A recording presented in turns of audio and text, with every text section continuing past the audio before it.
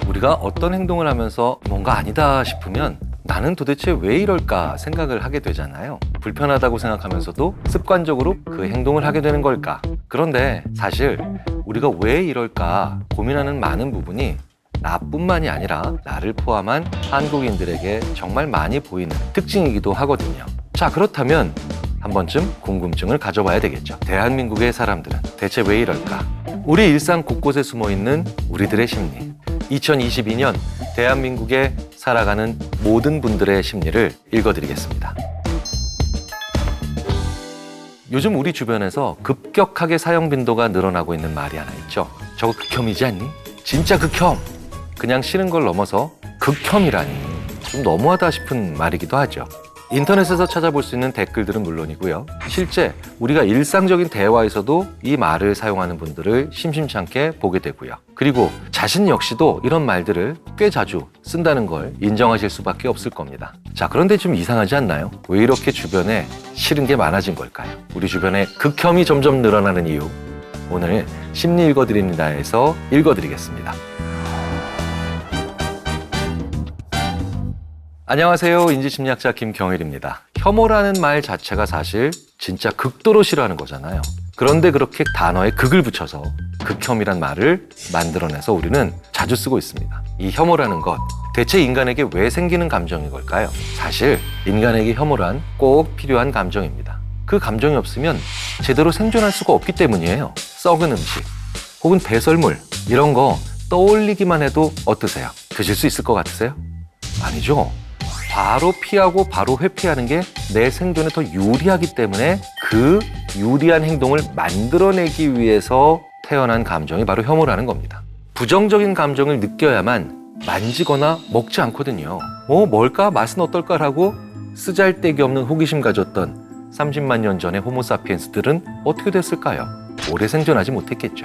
그런데 지금 우리는 혐오감이 드는 것들을 잘 피해서 살아남은 그런 호모사피엔스들의 후손인 거죠, 우리는. 결국 우리 인간이 진화하는 과정에서 혐오는 생존의 문제, 이것 때문에 만들어진 거라는 겁니다. 자, 그런데 요즘 우리 주변에서 생존의 문제가 아닌데도 내가 싫으면 이런 표현을 쓰잖아요. 인터넷에서 이제는 일상처럼 사용되는 무슨 충, 극도의 혐오 표현입니다. 그러면 왜 우리 주변에서 혐오라는 표현을 이렇게 점점 더 쉽게 쓰는 걸까요? 우리가 감정 연습을 충분히 하지 않았기 때문이에요. 모든 감정은 쾌감부터 혐오까지 정확해야 하고 대상의 정확도, 감정 크기의 정확도 이 둘 모두가 있어야 본질적으로 정확한 겁니다. 어떤 나라 사람에게 내가 피해를 받았다고 그 나라 사람들을 다 싫어하고 다 혐오해요. 그렇다면 이건 대상이 부정확한 거죠. 그리고 내가 매번 10점 만점의 혐오를 느낀다. 그럴 때 매번 그렇게 감정의 끝까지 느끼면 안 되죠. 조금만 작은 벌레가 지나가도 10점의 혐오. 약간 무엇이 묻은 장면만 봐도 10점의 혐오. 이렇게 매번 극도의 혐오를 느끼는 거. 이런 건 감정 크기가 부정확한 거죠. 자, 그렇다면 이렇게 부정확도는 대체 왜 생기는 걸까요? 우선 대상의 부정확도가 생기는 이유는 경험이 적기 때문입니다. 다양한 경험을 못하니까 한 명 혹은 한 가지 대상의 한 면만 보고 모든 걸 판단하게 된다는 거예요. 그럼 감정 크기의 부정확도는 왜 생길까요? 중요한 이유 중에 하나는 어렸을 때부터 그 감정의 표출 자체가 지나치게 제한되거나 억압받았기 때문입니다. 사실 우리는 자라는 과정에서 특정한 감정을 계속 억압받거나 혹은 억압하는 경우가 많습니다. 그렇게 소리 지르고 화내면 안 돼, 울면 안 돼, 이런 식으로 감정의 표출을 억압받은 사람은 그 감정의 표출을 10점 만점에 이걸 3만큼 해야 하는지 5만큼 해야 하는지 연습이 전혀 안 되어 있는 거예요. 그러다 보니까 일종의 감정의 눈금 자체가 만들어지질 않는 겁니다. 그 눈금들이 촘촘히 만들어지지 않은 상태가 되니까 어떤 감정을 느끼면 1 아니면 10 이렇게 극단적으로 갈 수밖에 없는 거예요. 그리고 어떤 걸 싫어하는 것, 누굴 싫어하는 것 자체를 긍정적이고 원만한 사회생활을 강요받는 과정에서 그냥 절대 하면 안 돼, 그런 건 나쁜 거야, 억압받고 자란 경우에 혐오 조절에 대한 훈련 자체가 전혀 되지 않는 경우들이 다수 보인다는 거예요. 우리 주변에서 이렇게 혐오 조절이 안 되는 사람들이 점점 많아지는 이유 중에 어른이 아이를 너무 아이 취급해서 나오는 그런 이유도 있다고 저는 봅니다. 대한민국이 한국 전쟁을 치르고 정말 힘들었을 때 정말 우리는 먹고 사는 것만으로도 바빴죠. 한강의 기적이라고 할 정도로 엄청난 고도 성장을 이뤄냈습니다. 정말 최초인 것이 많았습니다. 뭐만 만들어도 대한민국 최초였어요. 그리고 어느 곳에 진출해도 그게 대한민국 최초였습니다. 즉 아무것도 없는 데에서 그런 고도 성장을 이뤄내는 데 기여한 지금 자리를 잡은 기성세대들은 무언가를 쌓은 그런 세대다 보니 이미 부모 선에서 판단이 끝나버린 겁니다.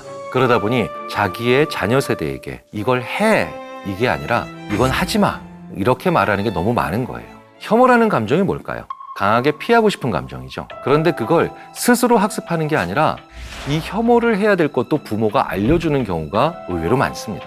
그러니 본인 스스로는 혐오를 제때 정확하게 표출할 수 있는 그 어떤 훈련도 안 돼 있는 경우가 상당히 많은 거죠. 그러다 보니 그 혐오 조절이 제대로 되지를 않아서 그걸 잘못된 방법으로 표출하는 경우도 점점 많아지고 있다는 겁니다.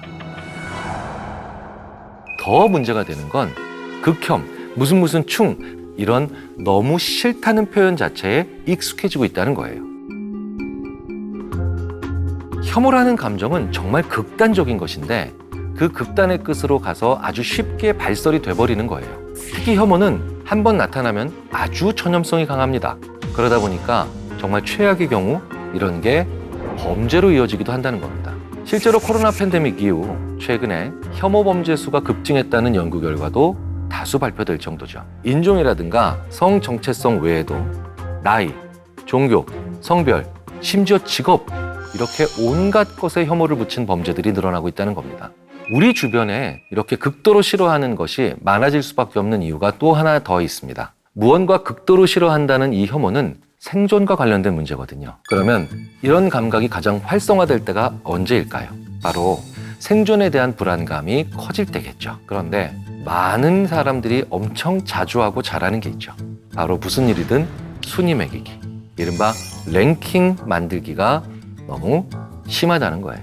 랭킹화가 벌어지면 어떤 현상이 발생할까요? 랭킹의 아래로 갈수록 거기에 있는 사람들은 불안할 수밖에 없습니다.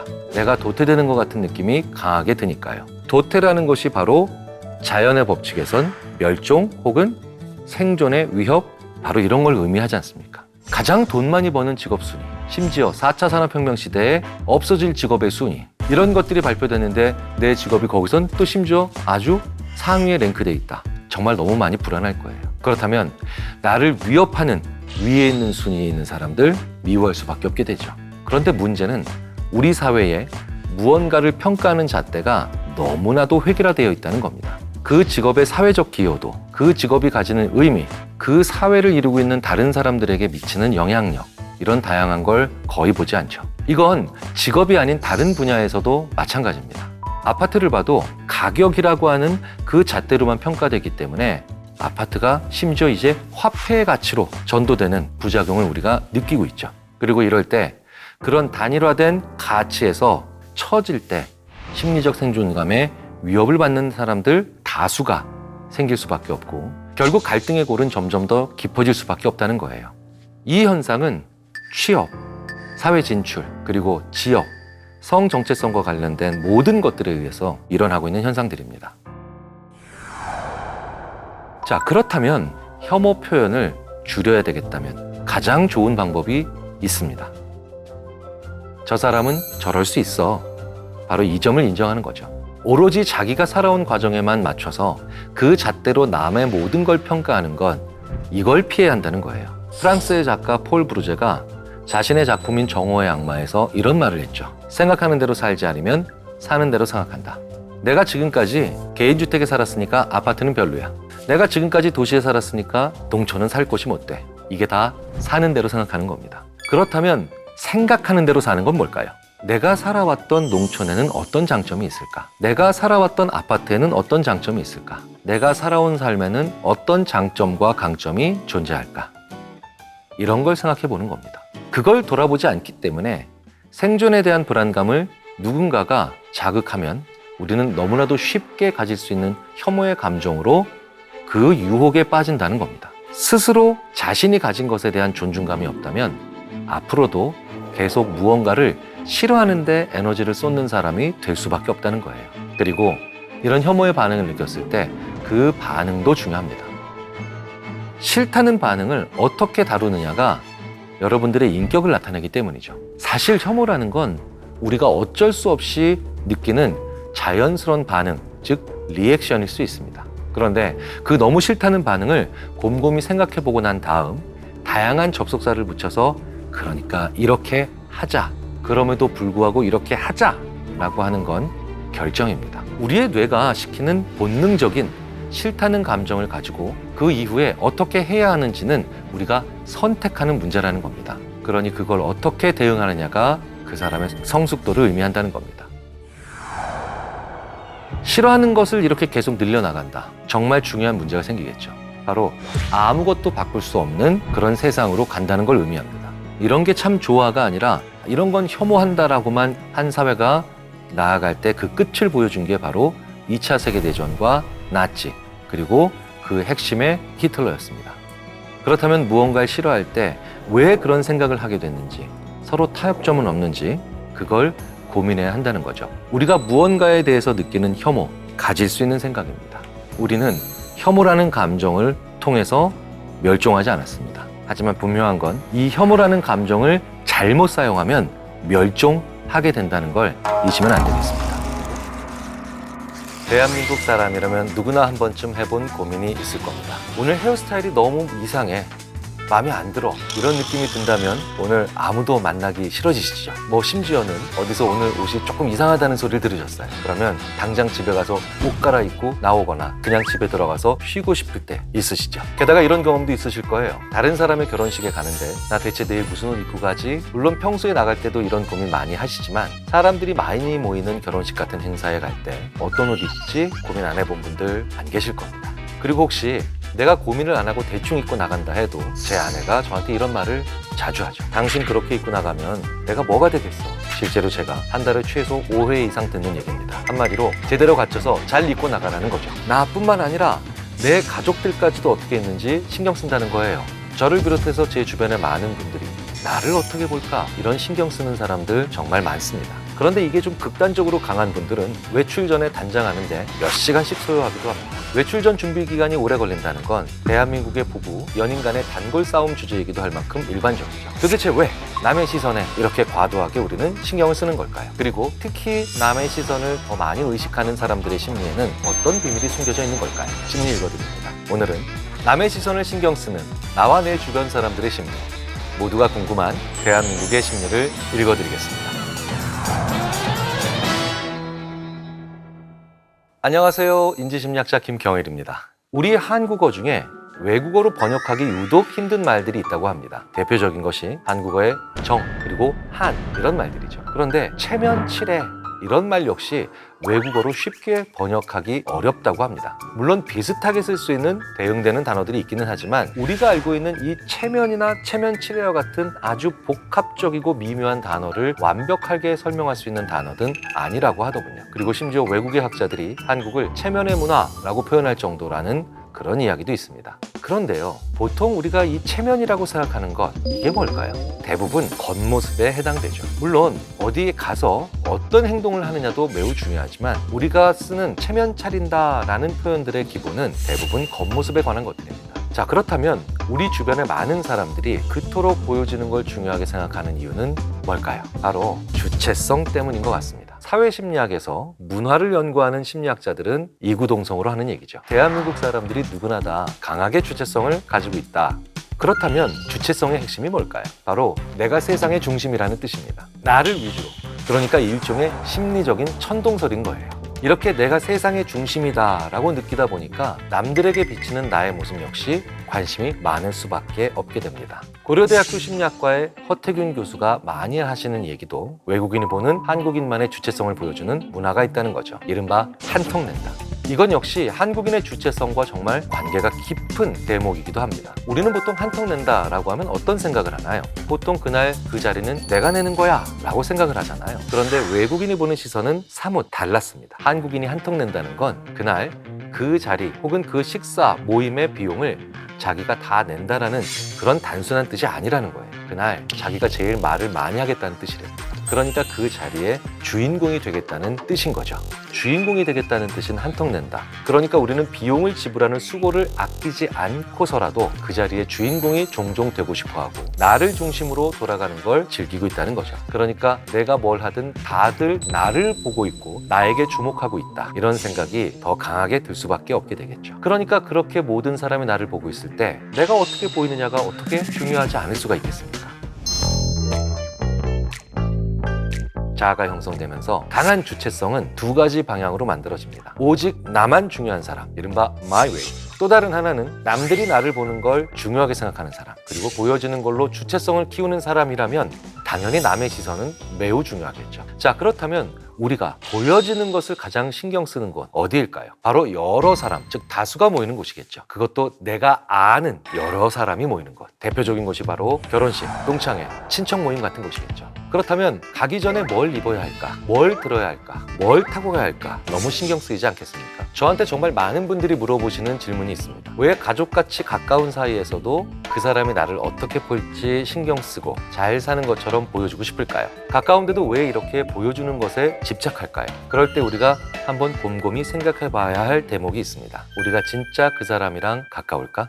친한 친구끼리도 가족 사이에서도 보이는 게 신경 쓰인다. 그렇다면 그렇게까지 친한 건 아닙니다. 여러분께서 집 거실에 누워서 남이 보는 걸 신경 쓰시나요? 아니잖아요.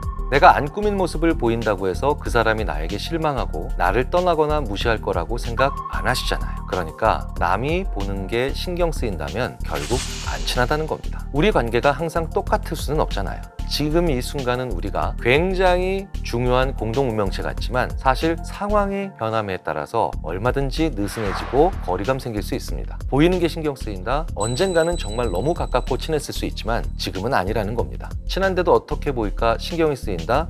이런 고민은 의미가 없다는 거예요. 안 친하다는 것은 나의 내면을 그렇게까지 깊게 보지 않을 거다라고 하는 두려움이나 가정을 가지고 있다는 뜻이 됩니다. 겉모습만 보고 날 평가할 거야. 저 사람은 내가 타는 차를 보고 나를 평가할 거야. 내가 입는 옷을 보고 나를 평가할 거야. 그러니까 내가 좀 더 나은, 심지어는 완벽해 보이는 겉모습을 보여야지 라고 생각한다는 겁니다. 그런데 우리는 외출 전에 외모를 신경 쓰면서 사실은 전혀 모르는 사람들의 시선도 신경을 쓰는 경우가 많습니다. 왜 이렇게 전혀 모르는 사람들의 시선까지도 신경을 쓰는 걸까요? 그 사람들이 나를 보는 평균적 시선이라고 가정하고 있기 때문이에요. 타인은 객관적이다. 그리고 가까운 사람은 상대적으로 더 주관적이다. 그렇다면 타인의 시선이 더 객관적이니 나를 보는 평균이라고 느껴지고 그래서 기본적으로 평균을 잘 맞춰야 한다는 생각하게 된다는 거죠. 그리고 아예 나를 모르는 타인이 나의 겉모습을 보면서 약간 인상을 찌푸렸다. 약간 눈을 흘겨본다. 심지어 나를 약간 무시하는 것 같았다. 이런 기억은 실제로도 정말 오래 가잖아요. 이렇게 남에게 보이는 것 때문에 생기는 스트레스, 이 스트레스를 덜 받으려면 어떻게 해야 할까요? 내 주체성이 어디에서 오느냐를 생각해야 합니다. 내 주체성이 남의 눈에 의해서만 결정된다. 그렇다면 우리는 영원히 앞으로도 계속 남에게 보여주기 위해서 많은 돈을 지불하면서 겉모습을 치장하게 될 가능성이 크겠죠. 오히려 돈이 아주 많은 회장님들이나 돈이 아주 많은 부자들은 옷을 엄청 편하게 심지어 허름하게 입고 다니는 경우를 우리가 많이 보게 되죠. 왜 큰 부자들은 허름한 옷을 입고 사람들 앞에 나서는데 힘들어하지 않을까요? 그건 자기가 부자라는 걸 이미 잘 알고 있기 때문이죠. 그런데 우리는 부자가 아니잖아요. 그럼 어떻게 해야 할까요? 가장 중요한 건 내 있는 모습을 그대로 보여주는 것을 두려워하면 안 된다는 겁니다. 내가 가진 것보다 더 많은 걸 가진 척하면서 보여주기식 체면이 생기면 우리는 굉장히 힘들어지거든요. 내가 요즘 사업이 잘 안 되는데, 내가 요즘 하는 일이 잘 안 되는데 잘 되는 것처럼 얘기하면 더 겉모습에 치중하게 되어 있습니다. 내가 아직 아는 게 많이 없는데 아는 것처럼 하려면 그건 역시도 엄청 신경을 써야 한다는 것이 당연한 이치겠죠. 이럴 때 필요한 건 뭘까요? 나 자신을 인정하는 거예요. 내가 꾸며진 모습을 계속 보여주려고 한다면 그러면 더 피곤한 게 있습니다. 앞으로 그 사람을 만날 때 꾸미기 위한 2차, 3차적 비용이 계속 꼬리에 꼬리를 물고 발생한다는 거예요. 이게 꼭 돈에만 해당되는 게 아닙니다. 더 중요한 건 나의 정신적 에너지를 엄청나게 소모한다는 거예요. 그런데 내가 솔직한 모습을 보였는데 그 사람이 나를 무시했다고 한번 쳐보자고요. 그게 바로 내가 솔직한 모습을 보여줬을 때의 부작용일 수도 있겠죠. 하지만 한번 솔직한 모습을 보여줬다? 그랬는데 날 무시했다? 그러면 이제 나에게 좋지 않은 사람, 나에게 별로 도움이 안 될 사람을 걸러낼 수 있는 기회라고 생각해 보실 수 있지 않을까요? 게다가 더 중요한 건 내가 그 별로인 사람에게 추가적인 에너지를 지불하지 않아도 된다는 겁니다. 아무리 따져봐도 비용 면에서 내가 겸손하고 솔직한 게 더 낫다는 생각이 듭니다. 물론 이렇게 말씀드리는 순간에도 저 역시 많은 고민을 하게 됩니다. 자신의 솔직한 모습을 보여준다는 건 너무 힘든 일이니까요. 하지만 결국 우리는 우리 자신을 생각해야 하잖아요. 다른 사람이 아니라 나 스스로가 가장 중요하잖아요. 어떤 게 더 나한테 추가적인 스트레스를 발생하게 하는지 혹은 그렇게 발생하게 하지 않는지 그 핵심을 고민해 봤으면 좋겠다는 겁니다. 사실 우리가 집안의 대소사를 치를 때에도 이런 고민을 많이 하게 됩니다. 그게 결혼식일 수도 있고요, 돌잔치 혹은 다른 종류의 가족 모임일 수도 있습니다. 그럴 때 남에게 어떻게 보일까 하는 문제로 가장 신경 쓰는 사람은 누굴까요? 바로 부모님들입니다. 그리고 자식들은 엄청 스트레스를 받게 되죠. 왜 이런 것까지 신경 써야 하지? 라고 말이에요. 부모님께서 보여주고 싶은 것 때문에 챙기고 해야 하는 일들이 너무 많다고 불만을 토로하는 자녀분들 정말 주위에서 많이 봅니다. 결혼식을 간단히 치르고 싶거나 뭘 하기 싫을 때도 부모님을 생각해서 안 할 수가 없다는 거예요. 그리고 그것 때문에 스트레스도 많이 받게 되죠. 그렇다면 지금의 젊은 세대가 더 자라서 이제 기성세대가 되면 이런 보여주기식 문화는 없어질까요? 아니요, 결코 없어지지 않을 겁니다. 우리나라만 봐도 100년 전에도 여전히 당시의 젊은 세대가 당시의 기성세대의 보여주기식 문화에 저항했었고요. 갈등과 마찰은 그때도 존재했습니다. 그렇다고 해서 그 젊은 세대가 기성세대가 됐다고 다 없어졌나요? 안 없어졌잖아요. 실제로 체면 문화가 너무 사람들을 힘들게 한다고 1970년대에 가정을 해준 측의 법적 강제성까지 생겨난 적이 있습니다. 가정을 해준 측이 뭐냐고요? 나라에서 전통적인 관혼상제가 너무 번잡하니까 허례허식을 줄이고 의례를 간소화하자라고 해서 강제성을 띠는 법률로 지정해버린 겁니다. 예를 들어 결혼식에 있어서 혼수는 검소하고 실용적인 것으로 하고 하객은 친인척 중심으로 간소하게 해라, 이런 걸 나라에서 지정해줬다는 거예요. 그러면서 나라에서 시킨 대로 간소화 안 하면 처벌할 수도 있다, 그런 얘기도 나온 겁니다. 그런데 나라에서 강제적으로 시키니 했을까요? 지켰을까요? 나라에서 못 막았어요. 오히려 그것 때문에 전혀 엉뚱한 곳에서 더 기형적인 체면 문화와 허례허식이 만들어지거나 부풀려지는 경우 많이 보셨을 겁니다. 부모님 세대가 남에게 보이는 걸 중요하게 생각하는 것도, 그리고 자녀 세대가 그 보이는 문화를 불필요하다고 느끼는 것도 양쪽 다 너무 자연스러운 현상입니다. 그런데 법으로 제정해서 지금 이 순간 없앨 수도 있겠지만 다음 세대가 불필요하다고 느끼면 점점 줄어들어 갈 겁니다. 이럴 때 가장 중요한 건 부모와 자식이 대화하는 거죠. 서로 조금씩 인정해 나가면서 필요한 것만 남기고 불필요한 것들을 없애 나가야 한다는 거예요. 무언가를 진행할 때 같이 이야기하면서 중간을 만들어 나가는 자세가 필요합니다. 나를 중요하게 생각하는 주체성 때문에 보이는 걸 중요하게 생각하는 건 다른 시선으로 보면 나를 좀 더 예의 바르게 만들어주기도 한다는 겁니다. 내가 보이고 싶은 모습이라는 건 내가 만드는 거잖아요. 나는 남들에게 이렇게 보이고 싶다고. 그런데 남에게 보이는 모습 때문에 지금의 내가 너무 괴롭다면 그게 정말 필요한 일일까요? 그렇다면 무엇인 척, 이 척만 빼고 그들에게 보이는 모습에 최선을 다한다면 가장 이상적인 그 절충점이 만들어지지 않을까 생각이 됩니다.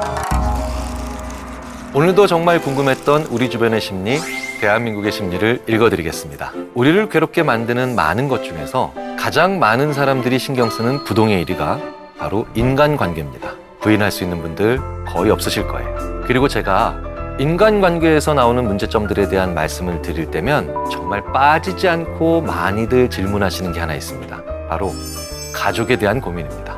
같이 살지 않더라도 뗄래야 뗄 수 없는 존재이기 때문이죠. 그런데 우리는 공개적인 자리에서 나의 가족 누군가 때문에 너무 힘들다 이렇게 얘기하는 걸 굉장히 어려워하죠. 왜일까요? 가족이 결국 나라고 생각하기 때문입니다. 내 가족 중 누군가의 안 좋은 점을 얘기하는 건 마치 내 얼굴에 침을 뱉는 것처럼 느껴지는 경우가 많다는 거죠. 사실 요즘 우리나라에서 일어나는 많은 가족과 관련된 문제들은 바로 우리의 이런 심리로부터 시작을 합니다. 그리고 이건 우리 사회에 정말 진하고도 강하게 나타나는 특징이기도 하죠. 때로는 우리를 너무나 괴롭게 만드는 이 존재, 가족. 건강한 가족 관계를 만들 수 있는 방법, 오늘 읽어드리겠습니다. 안녕하세요. 인지심리학자 김경일입니다.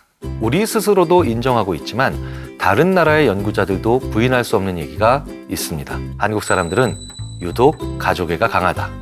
심지어 이 이야기는 과거로도 거슬러 올라가죠. 1925년에 조선을 여행했던 독일의 신부가 조선을 둘러보고 이런 말을 합니다.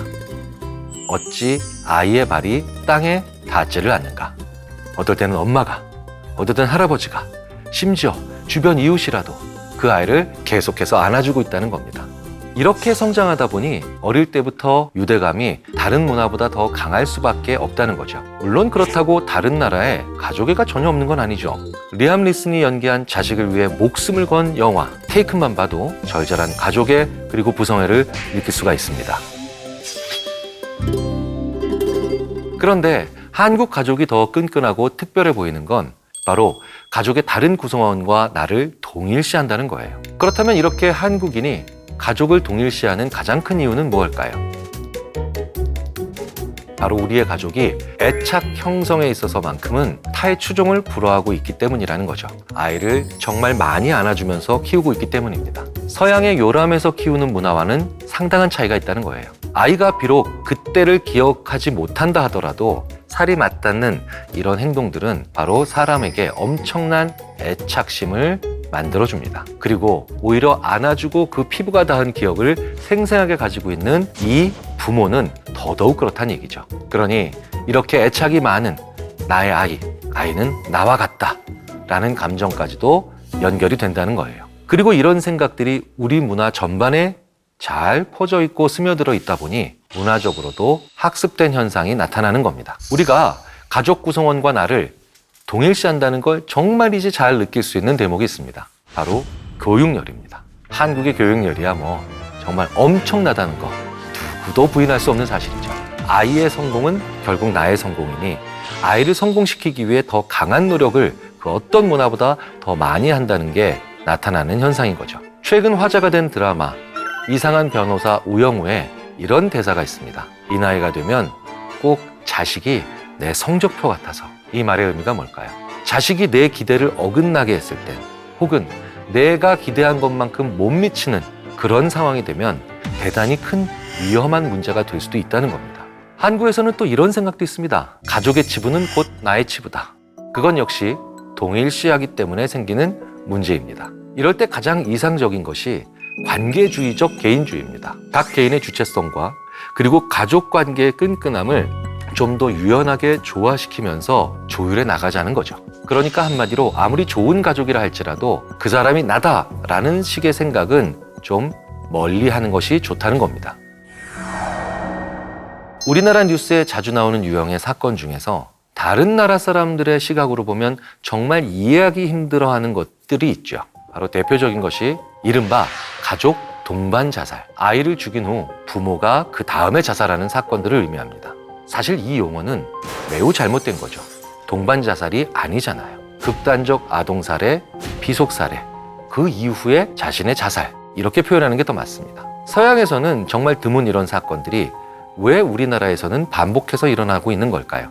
바로 아이에 대한 부모의 잘못된 생각 때문입니다. 너도 행복하고 나도 행복하고 이렇게 생각하면 되는데 많은 부모들이 네가 행복해지면 나는 불행해져도 돼 라는 생각을 하게 된다는 건데요. 그런데 이 생각이 너는 행복해질 수 없어 나로 인해서 이런 생각으로까지 연결이 된다면 이 세상을 함께 떠나자 라고 하는 그릇된 결론으로 이어질 수 있다는 겁니다. 아이를 있는 그대로 인정하지 않고 나와 같이 감정 모두를 공유하는 존재, 부모에 의해서 행복과 불행이 결정되는 존재로 보기 때문이죠.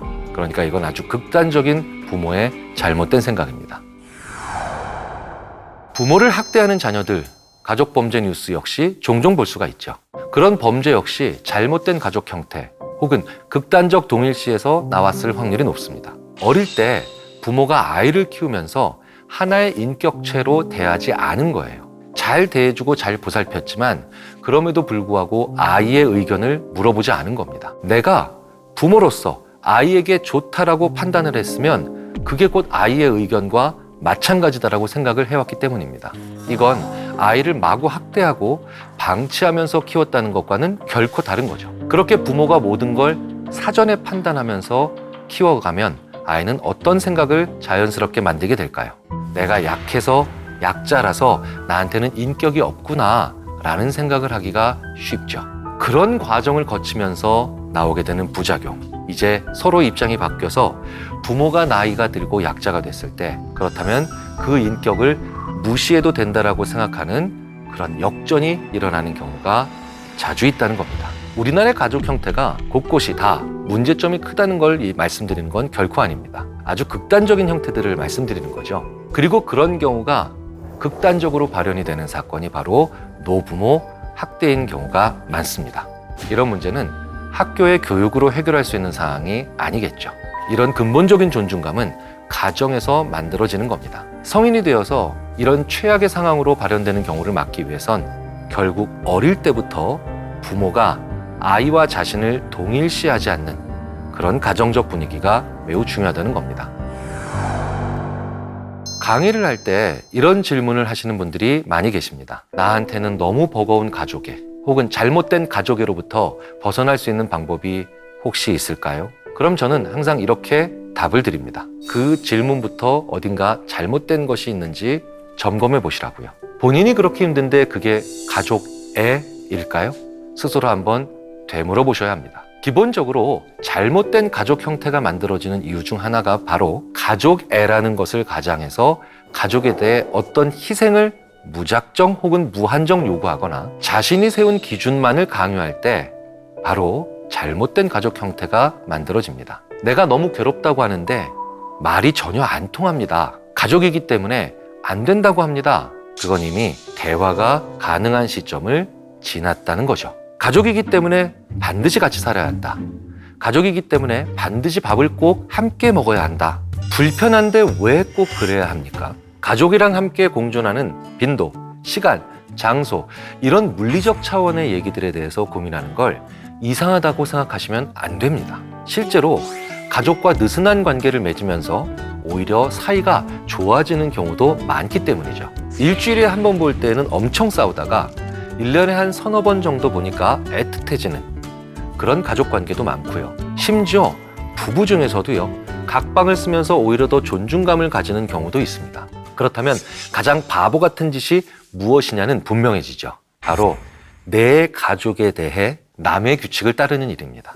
내 가족에 대한 나의 규칙과 나의 정의가 있어야 한다는 거예요. 지금 가족과 함께 있으면 너무 괴로우시다고요? 그렇다면 새로운 가족을 찾아보는 것도 꽤 괜찮은 해결 방법입니다. 가족이라는 것이요, 기본적으로 위로와 휴식 그리고 감정적 지지를 핵심으로 합니다.